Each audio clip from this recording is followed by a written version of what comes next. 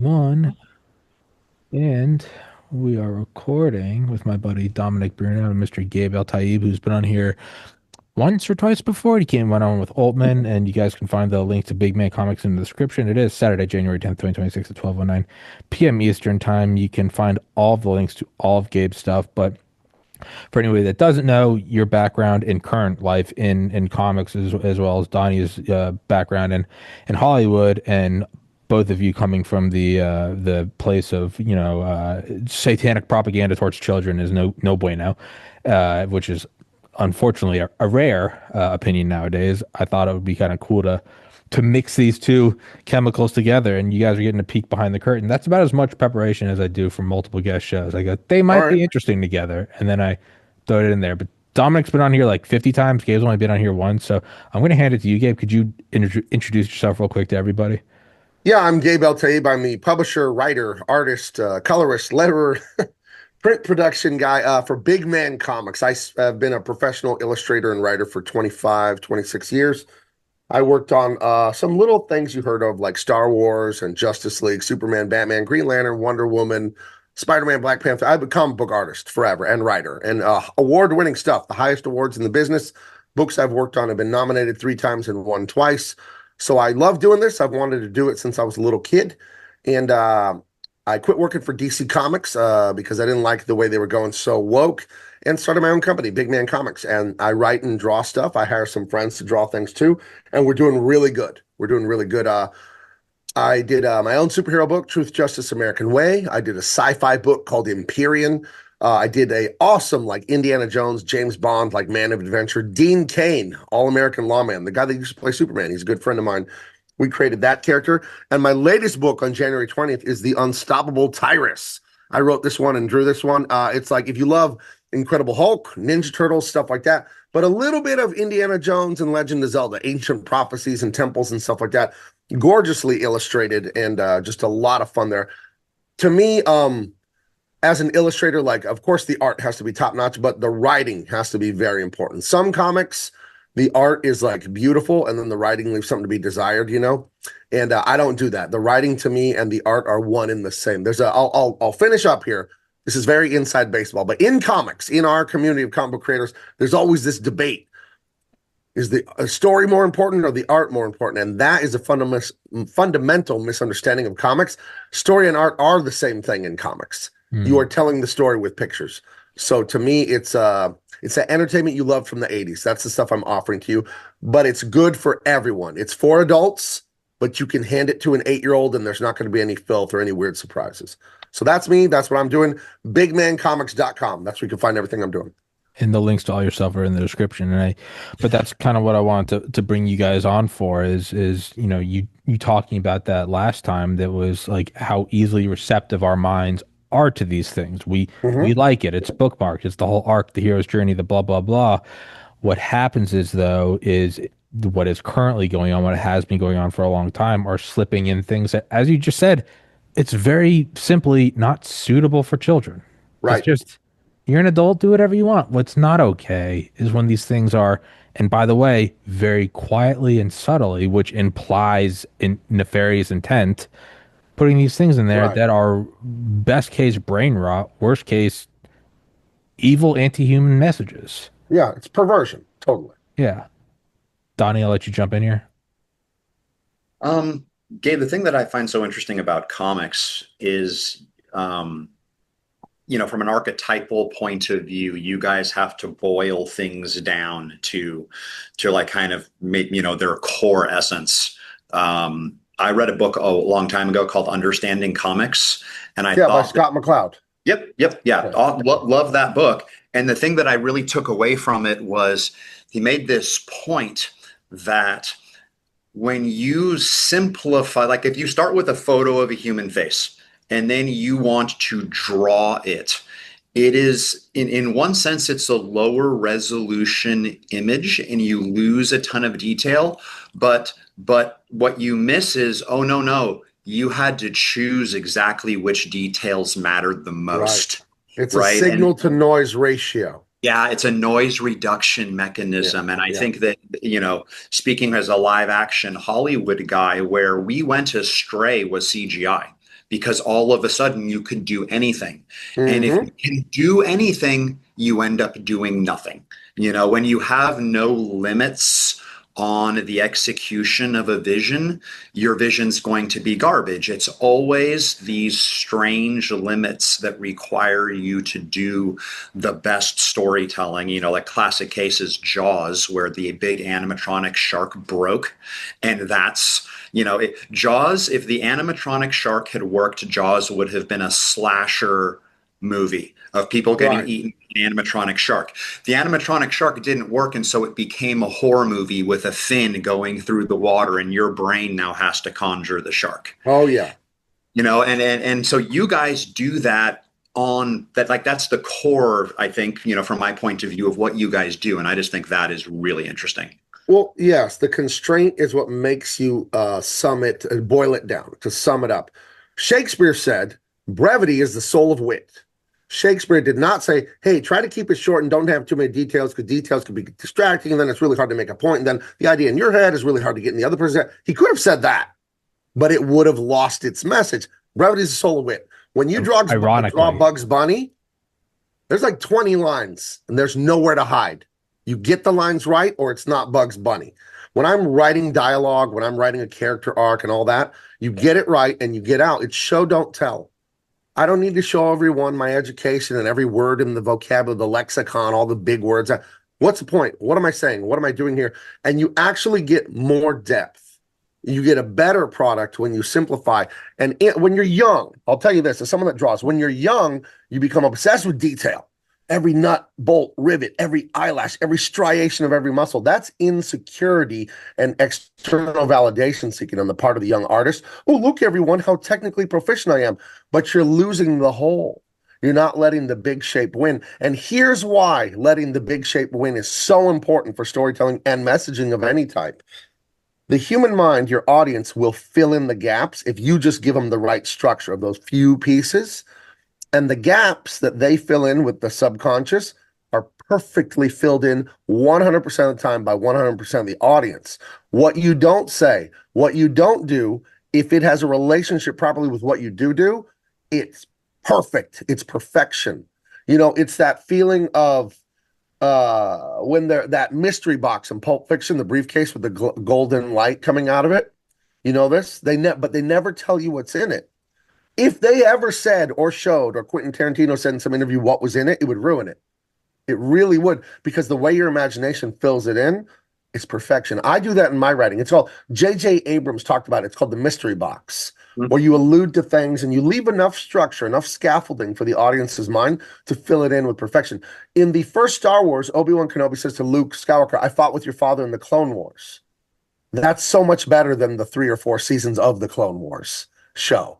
Because as a kid, you're like, the Clone Wars, what's that? And your mind goes crazy with it.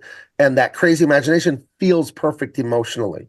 To tell everyone the origin, to have a 3-episode arc on how Indiana Jones got that scar on his chin. We don't need 7 hours to figure the scar out. But that's what Netflix and all that would do now. They would go, oh, here's the origin of how he got those shoelaces. Like, no one cares. Like you said, that's so fascinating, is that it's like drawing in every single rivet, right? It's an insecurity in the story.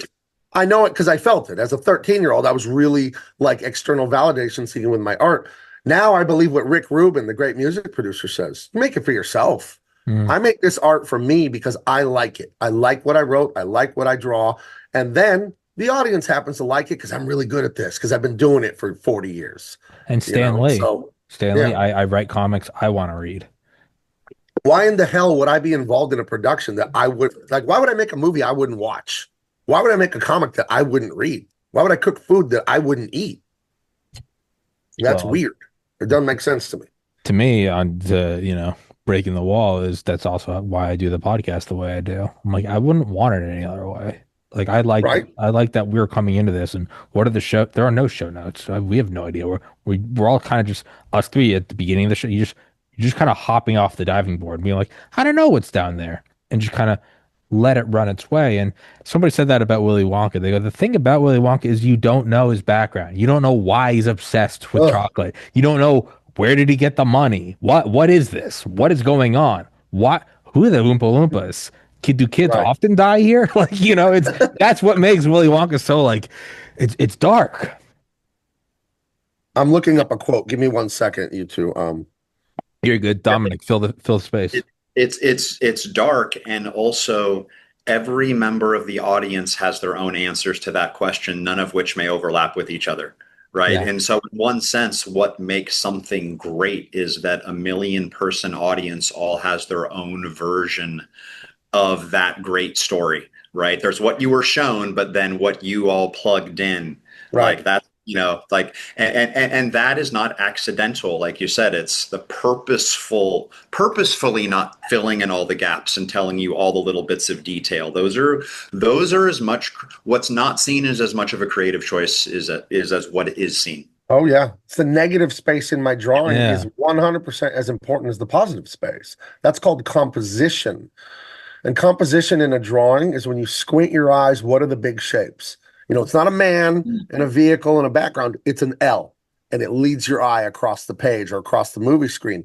That's what you're looking for in illustration, in a literal image sense, but in a story sense, if you squint your eyes at the ideas of the story, what are we saying here? We're saying that truth and beauty matters and that people are faced with tough decisions, and he overcame it. We squint our eyes and like, what's the brevity is the soul of wit, right? Here's a great quote. Legendary comic book writer Grant Morrison, part of the British invasion. He's been writing comics for the better part of 40 years. This is a hilarious quote that me and my colleagues have known for years and talk about. He says, Grant Morrison, adults struggle desperately with fiction, demanding constantly that it conform to the rules of everyday life.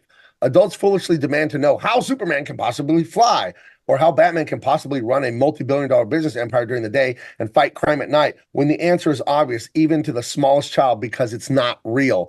Kids understand that real crabs don't sing like the ones in The Little Mermaid, but you give an adult fiction and the adult starts asking really effing dumb questions like, how does Superman fly? How do those I-beams work? Who pumps the Batmobile's tires? It's effing made up story, you idiot. Nobody pumps the tires. And that's it. Just stop. Let it be wonder. Let it be fun. I don't know what this attraction is to deconstruct. Someone said after modernism, all that's left in postmodernism is like deconstructing everything and commenting on everything. And the meta commentary of critiquing the movie and critiquing this and critiquing the politicians becomes more important than the movie and the politicians and life itself. That's a real big downside to one of the many downsides to the postmodern era. I saw there's a great meme where it's it's like games back in the day, and it's something like like Mario Kart or Super Mario. It just takes the Star Fox. It just pulls you in. It's just the most fun thing. If you look at the video, you go pull it up. You're like, this looks awful, but it was so fun. And the meme is like games now, and it doesn't matter what the game is. But did you know it's in 240 frames per second? Did you know that it has XHDR and it's in 8K? And it's that stuff. Sure, it can be dazzling when you're playing like a flight simulator, but it doesn't set you on fire like the original Call of Duty did or something, or like the original. And I think it's kind of perfect. People always say like the meme is, you see the trailer for Grand Theft Auto 6, right? And it looks great. And they're like, this is what Grand Theft Auto 2 looked like in my mind when I was 10. And that is so important because it just takes you in. And if you look at it 30 years later, you go, that kind of look like dog shit. But what you said, Gabe, is like, it's not when it leads to just nothing but deconstruction and details. I think what that really is, just like what you were saying about drawing everything is actually a sign of insecurity. Look how good of an artist I am. Another take might be, if all we're doing is deconstructing and talking about it, what that really is, it's because no one has any creativity. Because if you could create this, you would. So instead, we're going to remaster it. Now it's in 4K, and it's well. Look at all the crap they do now when Winnie the Pooh's in the public domain or this and that, and it's like, what if it was Winnie the Pooh, but it was murderers? What if it was Mickey Mouse, but it was murderers? What if it was Santa Claus, but it was murderers? Like, would you shut the fuck up already? What a bold take! Are you going to also put a happy song to a gory scene? Like, whoa! Oh, the raindrops are falling on my head, and they're shooting everyone. It was impressive the first time. That's it.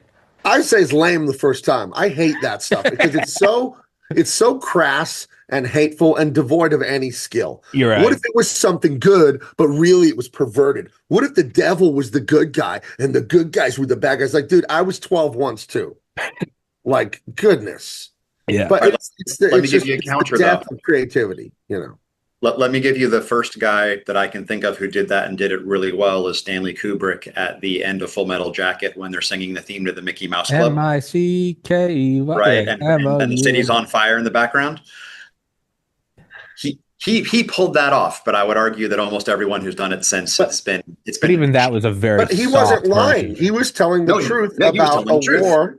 He Yep. was telling the truth about that war being so corrupt and a meat grinder for the American and Vietnamese soldiers just to make money. We know what that was, and it's why the boomers lost trust with the government in a big way Yeah. because they're And like, yeah, American army could have decimated right Vietnam in an afternoon, but they decided to kill 50,000 American young men to make a lot of money selling bombs. And we all know that. Everybody knows that. You can lie about it all you want. It was a disgrace what they did to those soldiers. And mm, yeah, so Stanley Kubrick is telling the truth there that here's the happy Mickey Mouse America post World War II. Here's the reality. Put you in the uh, meat grinder to make some money for Raytheon or whatever. yeah. So, Yeah, no, but it's, and again, you could almost argue like to do these, I don't know, for lack of a better, for like shocking things, or to do these technically proficient things. Look at the high resolution. Look how real it is. Not only could it be you're making up for a lack of ability, but it's also maybe you're doing something that isn't good. Maybe right. you're trying to. Why do some stories work out well? Because it's the guy does the right thing even when there's an easier path and it's hard and he sacrifices, but in the end it wins and he gets the girl and he's a good dad and he dies a noble death. That stuff, we want that. Right. If what you're trying to get in there is maybe you don't know what gender you, maybe maybe it's not bad if a grown man likes a kid, then you have to wrap it up in God knows how many layers of delivery because what you're doing at the core is evil. Well, it is evil and they're lying. See, that's the thing. My daughter's a stand-up comic, very successful. She's a paid regular at the Comedy Store. Nice. She's the booker for Roast Battle for Southern California. She's the champion of Roast Battle from last year. And one thing about writing jokes, because I wrote jokes for years, I won awards for writing jokes myself. I explained to my daughter, jokes have to be true. They're not funny if they're not true. Donald Trump is a cannibal. You can't really make that funny because it's not true. He's a big blowhard with the funny haircut. I love Trump, voted for him 3 times, but he's big, Yeah, brash, and he has absolutely. a funny Yeah. haircut. You Fake can make tan. that funny because it's true, but you Yeah. can't say, "Oh, Joe Biden, when he plays basketball, he dunks on everyone," and you can't make a joke of that because it's not true. So the problem with the left and their stories and all this stuff is the things they're saying aren't true in a fundamental sense. So on a scientific sense, art is patterns. That's all it is. I recognize a pattern, I get dopamine. That's how I survive. Oh, that's not a tiger in the, oh, that's not a bush, that's a tiger. I recognize patterns, I survive. That's why art makes you feel good because art is patterns. Patterns of music, patterns of light and shape and sound, and story has patterns too, and we all know them. So when I tell you real patterns and I'm good at telling it to you, you get dopamine. You like my art. When I try to lie to you about this left-wing feminist, ICE agents are Nazis, when I lie to you, there's dissonance in your head and it doesn't work. You know what I mean? And that's why this left-wing woke entertainment, it fails. That's why it comes out and nobody likes it. They pretend to like it to virtue signal, and then no one's talking about it a year later. Nobody's cosplaying it. No, there's not big groups talking about it because it doesn't work. So art is about truth and beauty. That's what it's about. So when they make all this edgy, shocking, pornographic, satanic stuff, it's why it doesn't work because it's a lie. That's why left-wing woke comedians aren't funny. That's why all the podcaster comedians that are like succeeding, they're more concerned. They're not maybe right-wing, but they're not woke. Yeah. You can't be woke and be funny. You can't be woke and be a good artist. You just can't. Sorry. It's Yeah, how it is. it's also why, again, you want to see what's being pushed down your throat, make an go on incognito and visit YouTube or something. Those are the things that have to be forced because the real funny things, the real viral things, they require nothing because you want it. It's funny, it's real, it's whatever. These things that require multi-billion-dollar corporations to push them forward and paper over the cracks and pay for good reviews and censor the bad ones, it's because if it did work, it'd work. You wouldn't need Right. anything. You wouldn't Yeah. need anything. It would just Yeah. be successful. They don't need USAID pumping in billions to pretend that anyone actually reads Politico. Remember Yeah. when the dam broke last January? There were tweets all over. And reporters and freelance writers were saying that their paycheck didn't come in from Politico this All week. those huge shows were getting canceled. And at first it was just Politico. That was the first one I heard for like a day or two. I'm like, that's weird. I wonder what happened to them. And all of a sudden, like, oh, this is USA funding our own destruction of the West. We're paying for it. Oh yeah. Oh, Oh I should yeah. have just opened a daycare. Yeah. Oh, Okay, to that point, one of the things that I think that is so interesting, as now, let's just say anyone mid or right on the political spectrum can't make a living in, the traditional media space. It is so interesting to watch the patronage network that the left set up at every level, oh right? yeah.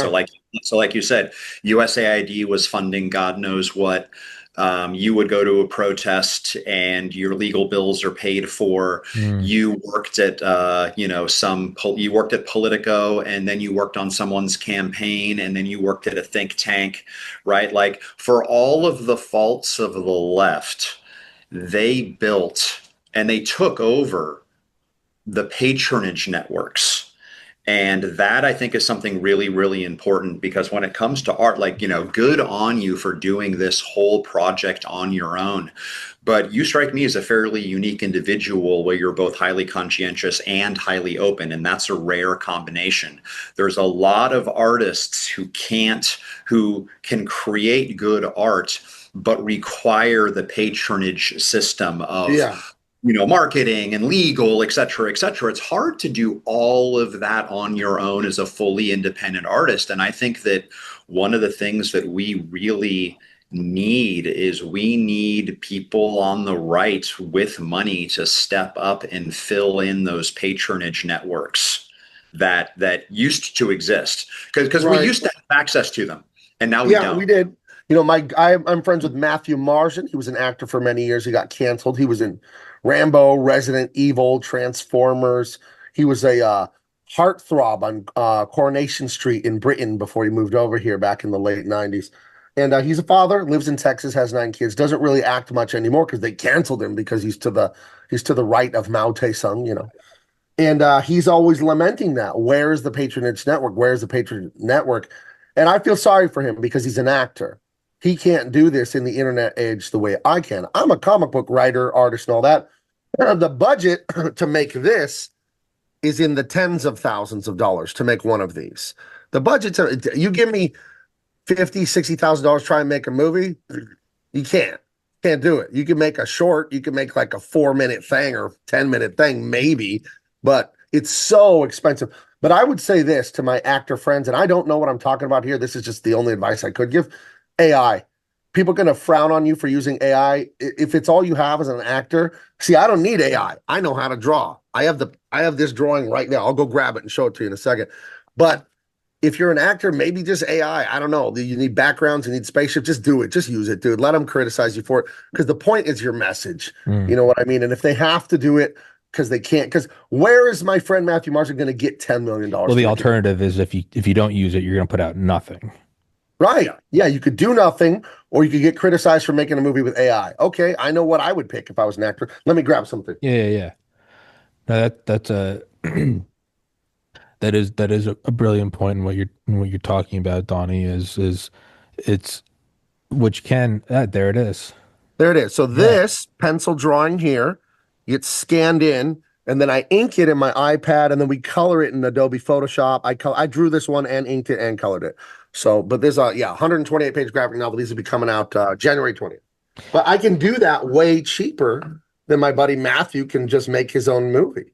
He could write it for free, but then camera, crew, blah, blah, blah. You're talking at least a couple $1,000,000.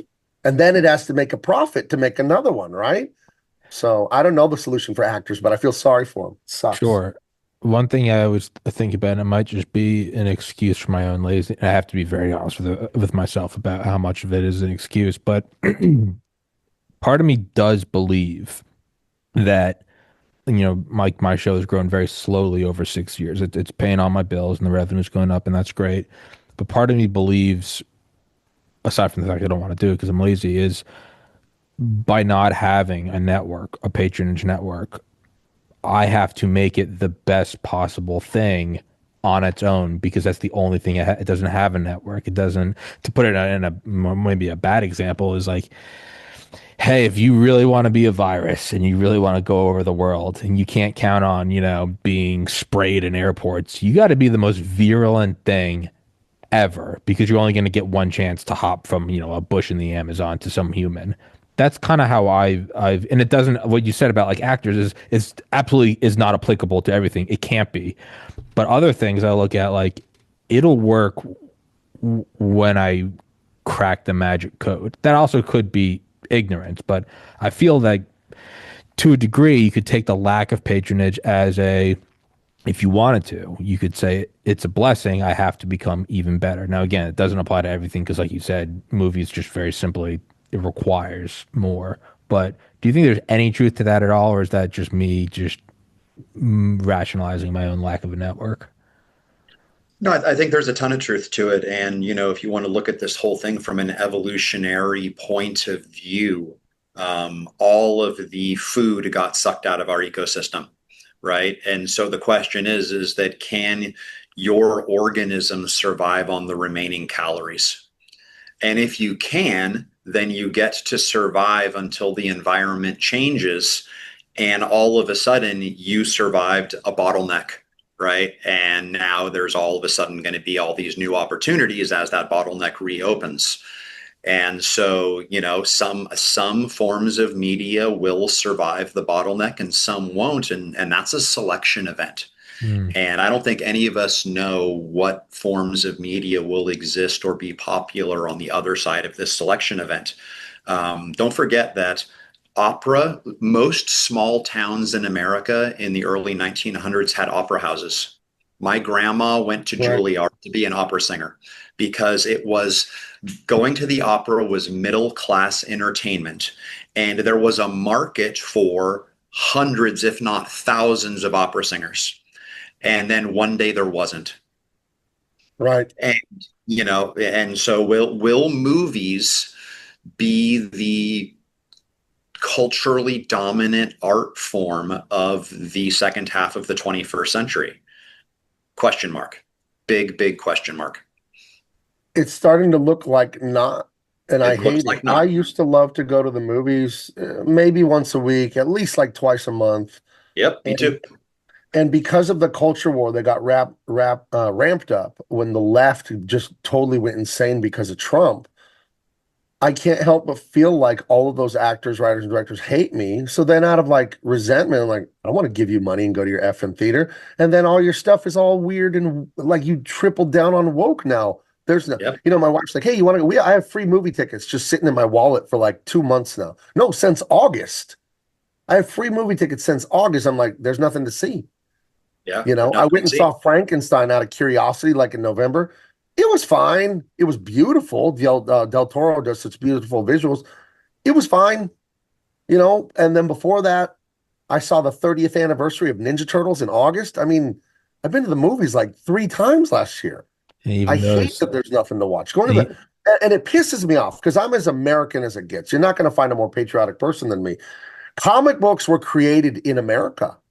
I don't know. Most people don't know. It's an American art form. Movies are an American art form. And here they are, just languishing. You know what I mean? Not mine, not my comics, but my goodness. what's So it pisses me off that people made this stuff for us so we could walk into these industries and have these great, fun, high-paying jobs.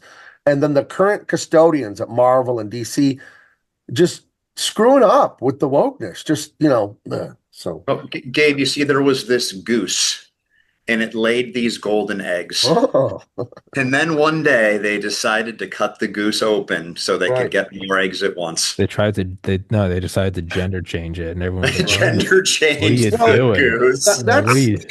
that's the Yeah. thing, though. To a lot of my friends, even ones that claim to be anti-woke on the right, and of course, virtually everyone on the left, they won't. They bury the lead. They won't mention the elephant in the room. Nobody will talk about it. I talk about it openly. We have the West. We have its benefits, its abundance, all the technology, the innovation, the freedom. Capitalism has lifted more people out of poverty than any system in human history. It's not perfect, but it's the best we've come up with so far. But the Western culture we have is a Christian culture. And people hate when you say that because they want everything that Christianity provides without Like the responsibility Christianity. and discipline of it. Yeah. And you see it echoed over and over and over. You see leftists, they want free healthcare, they want free this, they want free, paid for, but they don't want the daddy that paid for it. It's an Yeah. ungrateful, spoiled child. You want the West and everything it gave us, but you don't want to pay the price that gave you that. Like, yes, it was the Christian They want ideals. Yeah. What were people in the West for 2,000 years, by and large? What was the culture? Yeah. It was a Yeah. Christian culture. It was. So we know, tested for 2,000 years, we know what that kind of culture gives you. And now people want those results without that work and input. It isn't going to work. You cannot change the fundamental ingredients of a recipe and get the same cake. You're not. You're not. That's not how math works. That's not how systems work. So now we're getting, I want to ask, is everyone enjoying a post-Christian West? Are you guys all enjoying this? Is this It's awesome? not only is it evil, it's even if it wasn't evil, it's dog shit. Let's say it was let's say it was evil but just really enjoyable. You'd be like, maybe it's not even enjoyable. That's the thing. Is like I see, I'm 47. I've been married 29 and a half years. I have 2 adult children. I have 1 grandchild. I couldn't be happier. I couldn't be happier. And I see these young people, and some aren't even young. They're late 30s, 20s, and they just walk around vacant eyes, not married, no kids, nothing to live for. Like, what do they do? They're going to escape rooms and color runs, eating out every meal and trying to hook up endlessly, drugs and all this stuff. And I was talking to my wife about it. We go on a walk every day for exercise. I'm like, you know why they're in the dopamine hit every 4 seconds? Because they're miserable. And oh, they're trying to keep their nose above water because they don't have anything of meaning in their life because they were lied to by these leftists that a family and a God is the last thing you want. What you want is endless jalapeno poppers and orgasms. Like, no, no, you're going to cook yourself doing that. And I just feel so sorry for them because I see them walking around with these vacant eyes. You know, they have these stupid tattoos like a kid drawing on themselves and, 38, no kids, no plan to have any. it's What awful. are I you can going to tell do? you. Just work a corporate job forever? I can tell you as a 35-year-old, and I am desperately looking for a woman, but I'm a Christian guy. I have no tattoos. I've had 2 partners in my life. I don't drink. I do see it though. I do have some empathy when I see people my It's age. sad. Yeah, it is sad. It's very, it's I'm because not it's mad at them. no, I'm no, no, very no, no, no, paternalistic. no. As a father and grandfather, I look at them. It's stupid what they're doing, but my heart breaks for No, them. I'm with you. I'm not as much as I make like crass comments. No, I feel there's a reason why you're doing all. We can make fun of it, but there's a reason why you're covered in tattoos. There's a reason why you're going to the ninth concert. There's a reason why you've dyed your hair or cut your balls off. It's because at its core, there's something missing, and it's the one thing that no one wants to go back to. And it's pretty simple. It's Christianity. Get a family, man. You don't have to Right. like it. And You know why I was late to the show today? I texted you, said I'll be there in 5 minutes. Because my granddaughter, Angel, 3 years old, was sitting on my lap having coffee with Bubba. I'm Bubba. far more She important. lives with me, and she loves to have coffee with me and eat saucy. Saucy is sausage. You should have delayed another 10 minutes. No, So we were sitting there telling jokes, tickling her, sipping my. She loves coffee because it's delicious, is what she tells me. no, So that's. I don't need. I mean, I do well. I have a good business, but I don't need all no. that. If you told me comic books or your family, you couldn't finish asking the question, and Yeah. I would choose. And You that kidding me? and that should be the core. And I want to keep going back to what you said. We want all the things this has brought, except for the Western values that brought. I mean, I look at last year. I lost a lot of weight for the first time in 10 years. So I fucking feel better. My clothes fit better. I'm more confident. I can move Right. better. It's all this stuff. And it's what if someone said, "I want all that, but just that one thing, the whole caloric restriction, I don't want." I'd be like, "Wait, hey, I'm with you. I would love to have pizza every night. No part of me enjoys this." But if all the other things that are so much objectively better, you do have to do this one other thing, and you can't separate the two, and nor should you, because if you get rid of that one, you can't have the other It's a things. continuum. They're part of the same thing. It is It's the not- same thing. Yeah, the the same. exercise is the better body. They're Yes. the same thing. Yes, it's Calorie restriction is the better health. Yes. It's the same piece. and even that, it's the mental choice of going, I'm going to sacrifice and go through a little bit of pain because I love myself. And instead of 5 minutes of pleasure, I want 23 hours and 55 minutes of having my pants fit better. It's, Right. we've been boxing Donnie out, but I mean, this is Sorry, kind dude. of I'm a big talker. You're no, gonna it's have to fight your way in here, Donnie. nonsense. Now, he's been on here. He knows the drill. Donnie, It's something, totally agree. And I don't know if you guys are familiar with John Michael Greer. He makes a very interesting statement. He says, Marxism and wokeism is just Christianity with the serial numbers filed off. Yeah. But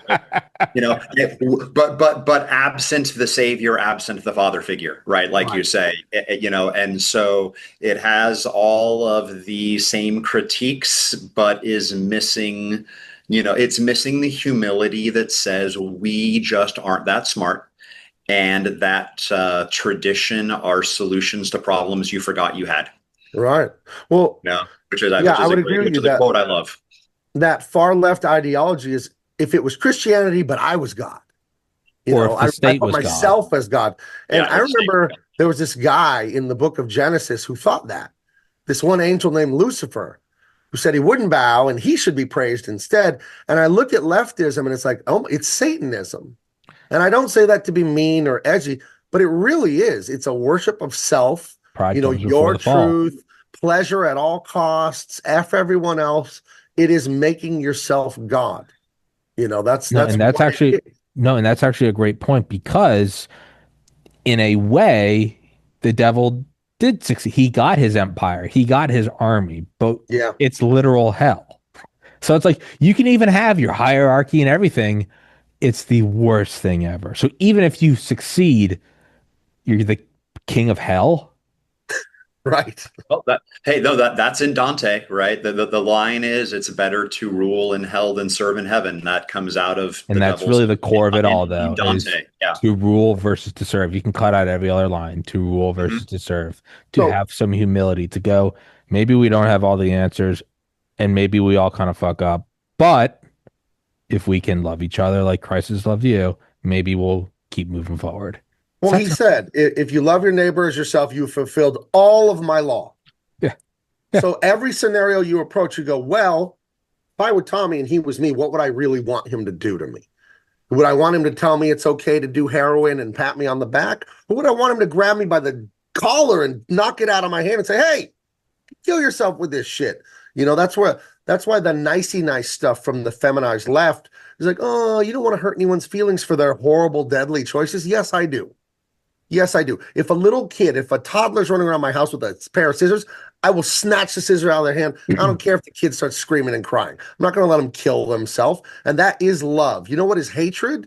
It is hatred to tell someone, go ahead and live your degenerate lifestyle. You could do whatever you want. You're an adult. Now, I'm not an authoritarian where I'm going to stop you, but I'm going to tell you that could kill you, dude. That is bad.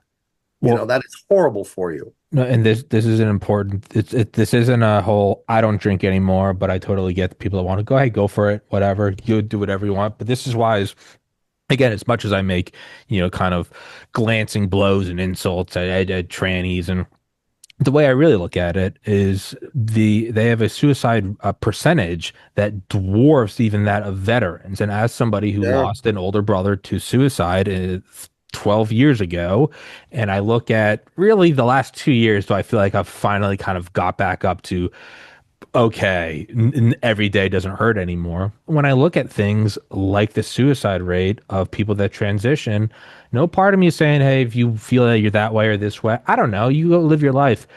But I look at it and I go, not just for you, but the people that love you, how can I, having lived through what I've lived through, look at people knowing full well there's a 40% chance, a 4 out of 10% chance that the game you're playing is going to have a bullet in it, that the fentanyl is going to or the heroin's going to have fentanyl in it. I can't. It's not the same as if you feel this way or that way, or you're left leaning or right leaning, or you want to live in the mountains versus the city. That's all differences of choice. I can't look at that and go, well, it's your choice. I can't look at that and not say something because I go, how could I possibly look at something and at the very least not vocalize my concern of you're going to hurt people around you to a depth that is beyond your understanding. And there's a 40% chance you're going to do it. That's where I come out against it. It's horrible. And that's why I don't want them telling kids all this Well, stuff, precisely. because we don't, to the transgender and all the alternative lifestyle people. We shouldn't be cruel to them and I don't imprison hate them. this and that and the other. They need help. They need love, but they need tough love sometimes. You know what I mean? But they clearly have a problem. If you think Yes. you are something that you are not, then you have a problem. And it doesn't mean we need to make fun of you and beat you up and throw you in the gulag. It means, holy cow, how They could need someone have a help. problem that severe? We really need to figure this out. But you get the feminized thing and all the pussy males that go with these feminists. Don't hurt their feelings. No, hurting their feelings is not addressing this delusion, dude. That's hurting them. We Correct. have to find out why they're deluded like this and help them, because it makes no sense to us. And then they kill themselves so much. It's terrible. And then the leftist women, when they're not stopping ICE agent Gestapo, they're like, oh, we just have to let them do this to themselves. No, you No. help them. It's like watching someone drown and going, you don't, you're going to make him feel like he's a bad swimmer if you save him from drowning. Don't negate his lived experience. Hey, man, Right. he's drowning. You're going to embarrass him because then he's going to feel I like don't he can't care. swim. It's like, you tell the he's woman to shut up drowning. and you jump in the pool and grab him. And that's honestly, if you really wanted to come back full circle, you could say that is the difference between the Christian God and the state God. A state God would look at it and go, is it beneficial? Is it profitable? Is it going to get me reelected? The other one is going, hey, you need to help these people. Donnie, I know we keep. Come on, Donnie, fight for it. Come on, come in here, start swinging.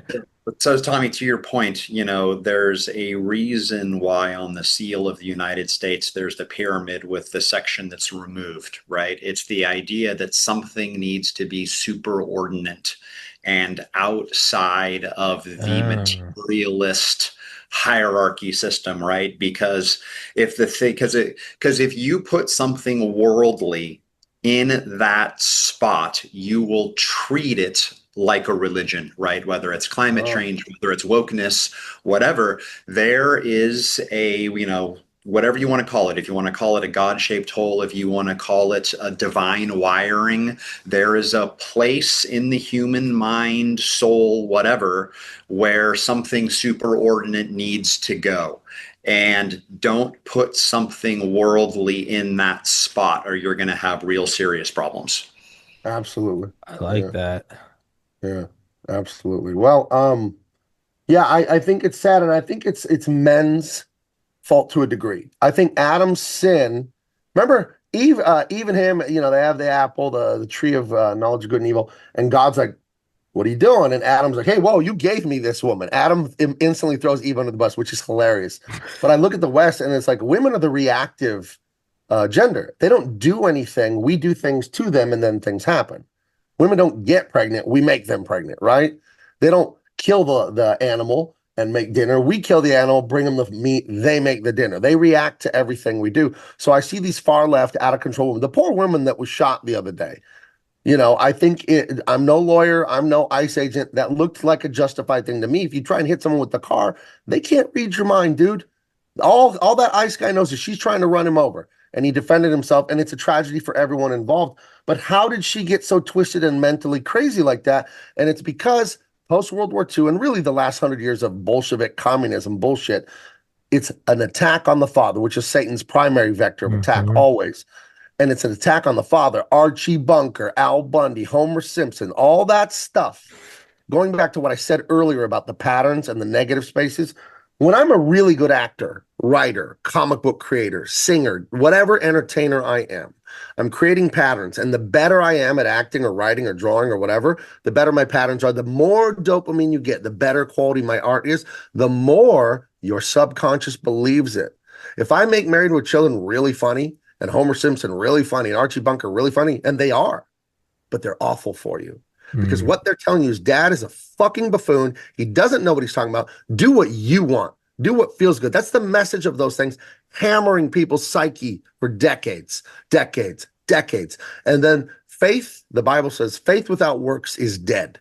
Well, the inverse of that is, well, works show what your faith is.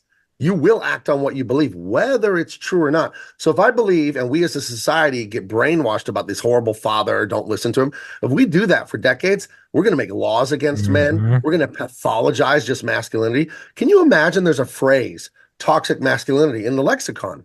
What if we had, he's toxically Mexican, or he's toxically black, or toxically gay? That would never fly, right?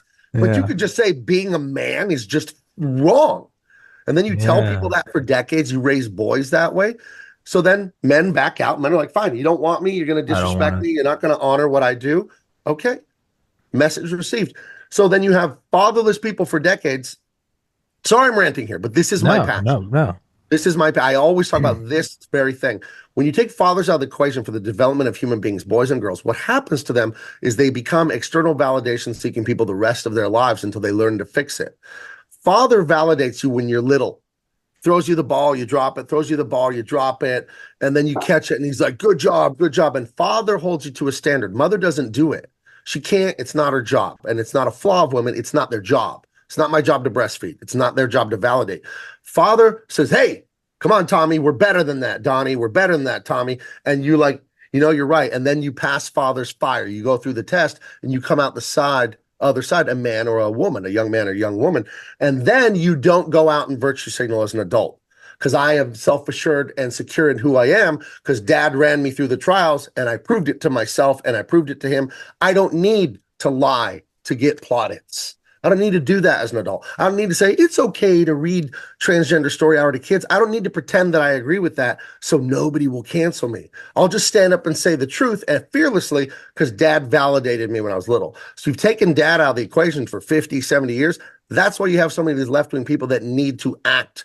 They go out there and say immigrants, unlimited immigration. And then you ever see it? They put the mic in their face, say, okay, how many immigrants will move into your house? And like, they start malfunctioning when it's time to not virtue signal and actually have to do something. So taking the father away makes really, really needy passive aggressive people. To add to the complexity, if they need external validation, what happens when you get social media? Now you can pull the strings of maybe it only got 3 retweets, but you're in control of the company, you can say it got 50 million. Maybe Yeah, the film's dog shit, but if you can just have all the talking heads say it's brilliant, so now you're controlling the external validation and they're doing what you want. And it's which is same thing, like being raised, my mom and dad, my dad being the strict guy he is. When I got banned from YouTube in 2020 for interviewing all these doctors about the COVID shots because I thought it was wrong, kids my age were having heart attacks. No one told me to do that. I didn't make any money. I was getting banned. I was getting ridiculed. But why did I do it? Because I knew what I was seeing was the wrong thing. And I didn't need permission from someone. I didn't need a directive. And where did I learn that? From the Iron Fist, right. right? Right? And it took time. But I went, this is the wrong. No one, I didn't need to get a memo. I didn't need to get a notification that said, fight free speech. I just went, this is fucking wrong. Do the right thing. Tommy, you Absolutely. just said something that I think is really profound. Would we have social media right now if we didn't have the generation of several generations with no fathers? I It's a think cart. It's a cart before the horse issue. Did those generations of people create social media because they needed a endless source of external validation? I look at it from Mind the blowing, dude. I think you might be onto something. I think I look at it from a technological standpoint. I think it was probably going to be feasible eventually, but I don't think it'd be what we see today. I think Yeah, right. actually, you I know think what? something Well, very different. and we got to let Gabe go in a minute. So I just want to give you an I can opportunity. hang on a little All right, bit. all right, I all right. can hang on. We'll keep going. But I was gonna say, we're actually finally seeing some like ironic good things come from technology and social media. And it's this, I don't know, I'm not on TikTok. I don't know how to use it, but it's this trend of like of women uploading photos of them and their boyfriend or whatever. And it's like, what would I look like as a mother? And the filter or whatever, it with no prompting, it removes all the tattoos, puts her in a dress, and there's 3 little kids around them. And like apparently this is like leading to huge swaths relatively percentage wise of them going, I'm gonna settle down. I want to do so at a certain point you can almost go like that's probably what it would be is something like that is you would see more positive reinforcement from these things. But I look at it and I go, yeah, no, the hand of God is still at work, and it might be in the most ironic thing, like AI on social media. that might actually flip what has been 100-year-long satanic agenda of Right. destroying the family.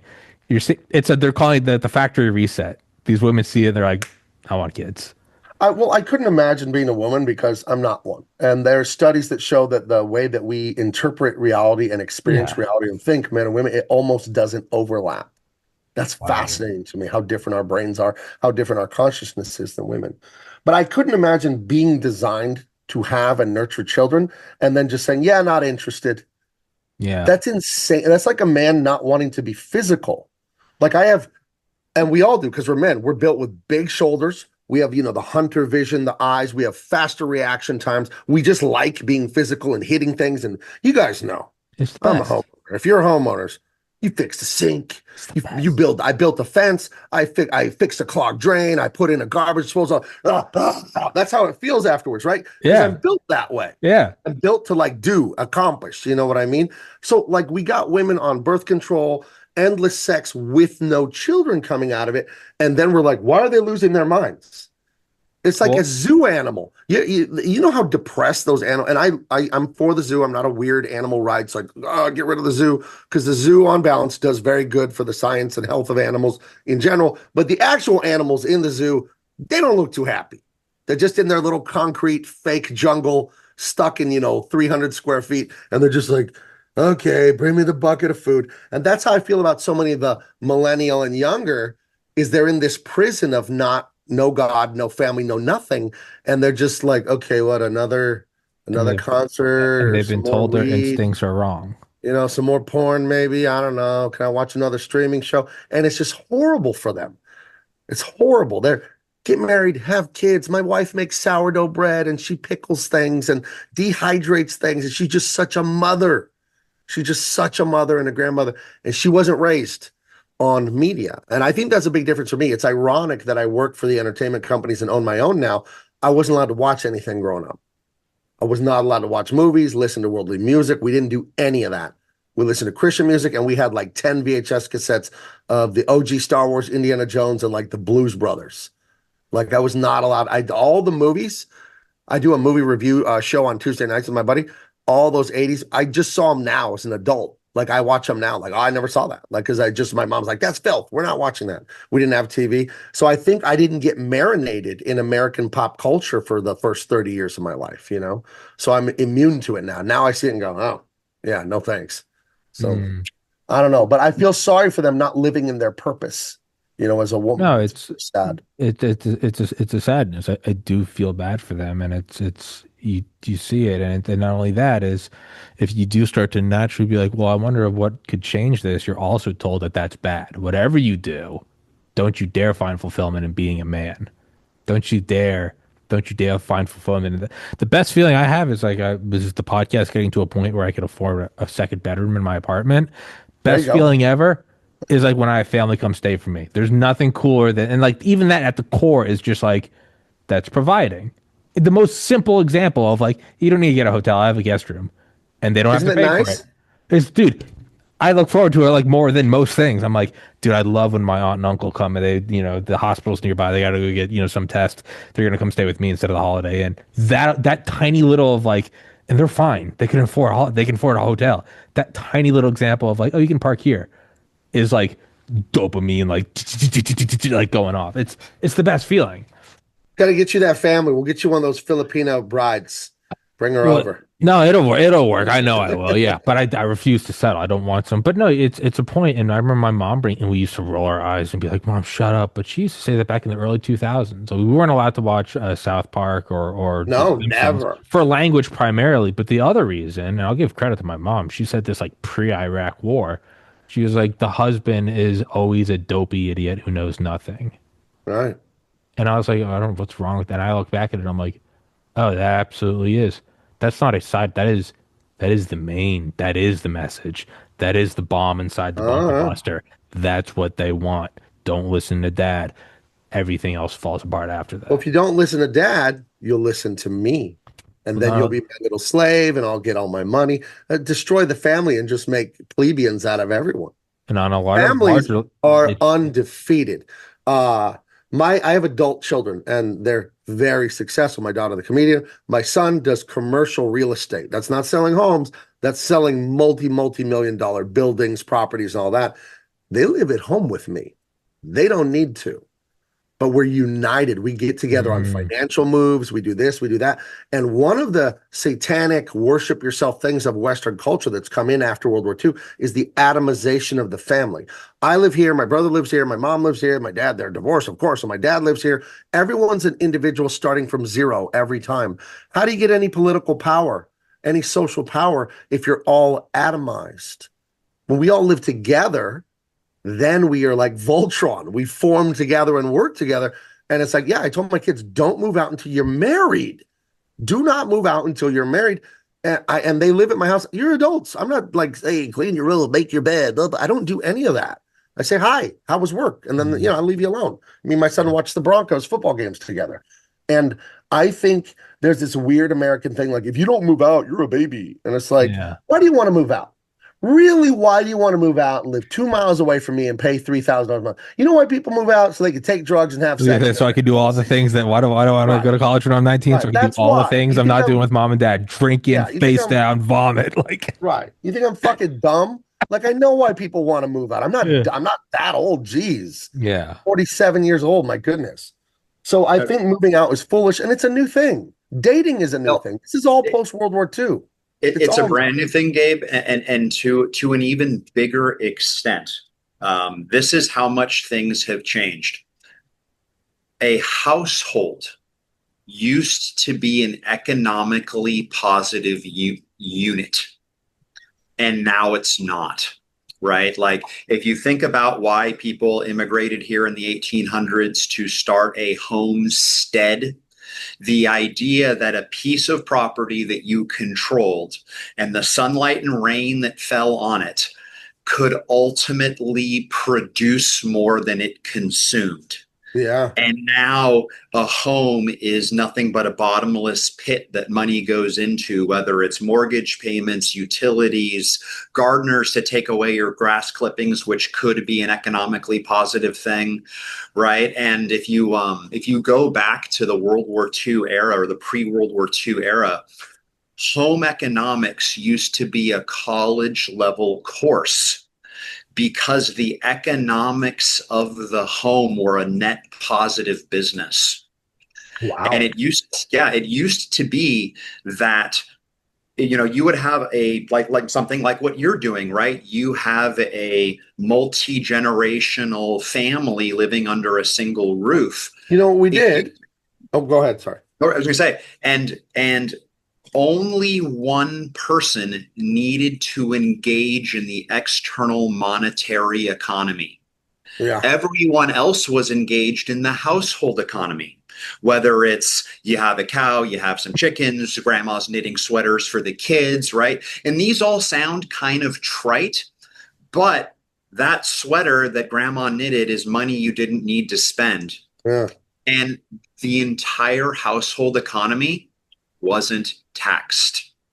Right. And here's the thing. See, it's thinking past the sale. When you go to the steakhouse, they bring out that platter of the desserts. They don't say, do you want dessert? They say, which dessert do you want? Right. It's an old salesman trick, think past the sale. They say, grandma knitting a sweater and living at home is lame.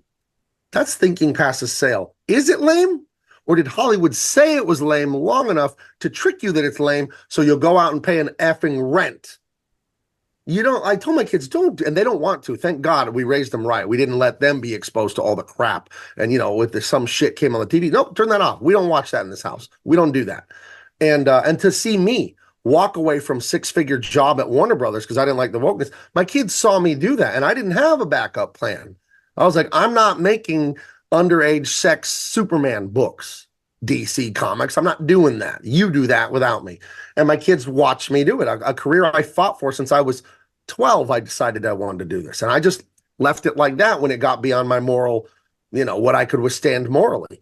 And, God bless me more than ever. Now I'm doing better than ever in comics. And I was already doing great before I left. But you're right. Like, okay, my daughter, she makes, the least amount of money because she's a stand-up comic compared to me and my son, right? So she needed a new car. She was driving like an early 2000s Toyota, which are great cars. So my son and I together, we bought her a Tesla. And that's the power of staying home and working together as a unit. Or she could be a single mother living in an apartment and driving a beater, and then she's telling me things are tough. I'm like, hang in there, honey. That's the modern America. Is it's like, well, good luck. But see, I wasn't raised that way. I got married very young. I was 18. My wife was very young. She was 20. And, we had a kid very young. That's my daughter. And I was given a car by my mom. I was given a home to live in for dirt cheap. I had to pay $400 a month to live in basically a 6-bedroom home in Colorado. It was my grandparents' home. My grandparents had recently passed away. We were struggling in California, and my mom and my aunt inherited that home. And they said, your wife's waiting tables and you're swinging a hammer. Go to Colorado and go to college, the two of you. We won't charge you much rent at all. And we first moved there, they charged us $50 a month for the rent. And then over the course of 8 years, it got up to a whopping $400. Changed my life. But that's family sticking together. I needed a car. My mom just gave me a station wagon she had. Her mom, my wife's mom, gave her a Chevy Spectrum, a tiny little car. And, I've given cars to relatives. And I'm not a hero for that, but I pay it forward. It was done for me. I've given away 2 cars, 2 Toyota Camrys that I had. I didn't need them anymore. They're great cars. And I had young relatives that were broke and needed this and that. And I remember how it helped me. And I think this atomization of you do you and your truth and your life, and it's all about your pleasure and your orgasm and your dopamine and, the next experience. And we forget, we're family. And as I said earlier, and I didn't say it, Christ did, if you love your neighbor as yourself, you fulfilled all my law. Who's your neighbor more than your family? The Bible also says those that are not willing to help their family are worse than a reprobate. A reprobate would be like a hater of God, an infidel. If you don't help your family, you're worse than an infidel. Think about that. So, of course, we're supposed to stick together as families. What else are we? Just a bunch of nomads, a bunch of individuals? It sounds terrible. And I think that's why the young generation is miserable, because they're all chasing that dopamine on their own, and there's no substance. There's no substance. So think back to one of the feminist arguments is, oh, women only recently got the right to vote. People forget that for a lot of white men only got the right to vote less than a century before that. When this country was founded, you had to be a property owner to vote. And one of the things I think is really interesting about that, tying it into this conversation, is it wasn't that men could vote and women couldn't. It was that you had to be the head of a household to vote, because the household was the smallest political unit that makes sense. Right. Right. Yeah, and so real quick, there's this, you should look this up because it's really cool. If you look at a county map of the state of Georgia, it's fairly regular. It looks kind of like a checkered board. And the reason is that in order to vote, no place in the county could be more than a day's ride from the county seat. And so think about what that meant. That meant that if you were going to vote, you owned a horse and you had the resources to make that trip at that time. And it's like, okay, these are the people who get a political say in government. And so it wasn't just the economic atomization. By dividing up the right to vote amongst virtually everyone, you broke the vote of the household as an economic unit. And you made it smaller than it was supposed to be. Because now I can promise you this, if the family is basically voting as a unit, think about the power of that versus, oh, I'm going to pander to the single teenage daughter. I'm going to pander to the single mother. Right? It's like all of a sudden the vote, the political messaging can now get super specific and divisive.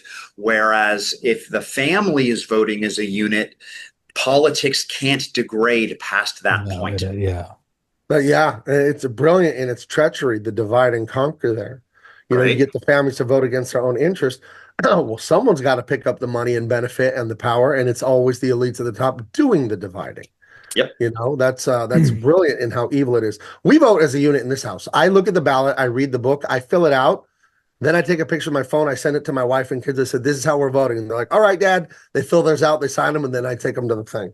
So I do the work to do the because who wants to read all that? But I'm a very fast reader and a good understander of things. So I read it and go, "This is how we're voting," and and then we do it. But you're right. That atomization politically is to weaken the vote. So it's all just arguing, bickering, dividing, and conquering, and there you go. Destroy the family, destroy the economics, destroy all of it.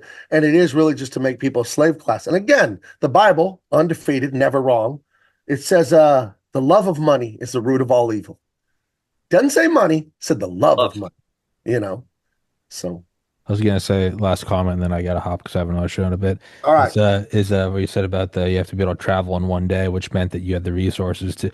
There is kind of something ironic about like, sure, we can all vote, but I mean like, who can lobby? And it's like you got to be able to reach anywhere in the country in the same day, which means you own a jet, which means your ability. It is some kind of like, like, All right. yeah. But everybody listening, please go in the description. The link to all Gabe's stuff will be in there. Please go grab the books. Please go support them. Gentlemen, I appreciate both of you guys doing this. It was as perfect as I hoped it would be. I'll put you guys in touch, and I would love to do it again sometime with both of you guys. Sure. Next time. Thank you. Awesome. Thank Thank you. you. Nice to meet you, Donnie. Thank you, Tommy. You too. Yes, Great sir, meeting you. guys. Thank you so much for your time, guys. Thank you for watching. Hey guys, real quick, you guys know Basil Baz, ARC, the Association for the Recovery of Children. I just did a fundraiser with them the other day, and I'm going to put this on to every episode I do. They are special forces veterans who physically rescue trafficked children. They have since 1993. They have a 100% success rate. They do not take salaries. They all have day jobs, and they literally rescue sex trafficked children. Donations to them are a tax write-off. I get nothing from them, and they have not asked me to put this on. I've included this little clip on episodes for the last year or so, and I'm just re-recording it because I just got to meet him just 2 days ago for future. It's November 25th, 2025, but this will be on every episode now for the next year. And there is nothing better you can do with your money. If you can support them for even $5, please do that. It is, they truly are doing the Lord's work, and I think we all have an obligation to do that. Thank you so much. Higher ultraviolet exposure is associated with lower mortality. The United Kingdom is a high latitude and low sunlight country. Researchers there collected data on over 360,000 participants in a study of UV exposure via solarium use. When compared with non-users, solarium users had 15% risk lowered of all-cause mortality, 23% lower risk of cardiovascular mortality, 14% lower risk of cancer mortality, and a 12% lower risk of non-cardiovascular, non-cancer mortality. In other words, all other causes. Quoting the researchers, our study adds to the growing evidence that the benefits of UV exposure outweigh the risks in low sunlight environments. A link to the original publication is available in the box below the video. Get some UV light this winter. Immerse yourself in the tranquility of the blue. Visit a Blue Room soon. www.blueroom.com. Hey guys, a huge sponsor of the show is Heaven's Harvest Prepper Food. Clayton lives down in Georgia. He's been on the show before. It's actually nearby where I went to college. They are a huge sponsor of the show. They give me some money every month, even when I don't sell enough to warrant that paycheck. Meaning that the show is not free. It's just that it's free for you. If you guys need prepper food, or if you're just interested in supporting the show, I'd please ask you to go to the link in the description. Go to Heaven's Harvest Prepper Food, promo code TPC for 10% off. 72 servings per pail, 25-year shelf life. These things are, they double as dumbbells. Pasta Primavera, cheesy potato soup, mac and cheese, loaded baked potato casserole, chili mac, cheddar broccoli soup, cheesy lasagna, teriyaki rice. You can get banana chips. There's also raspberries, strawberries, and apples. There's a bunch of freeze-dried fruit, or you can even get seeds to plant your own garden.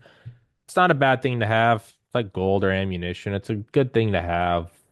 It's a bad thing if you have to use it, but it's good. It's good to have it, not need it, than need it, not have it. So that's what I'd say. And if you just want to support the show, please go to the link in the description. Please go support them because they support me. Thank you so much, guys.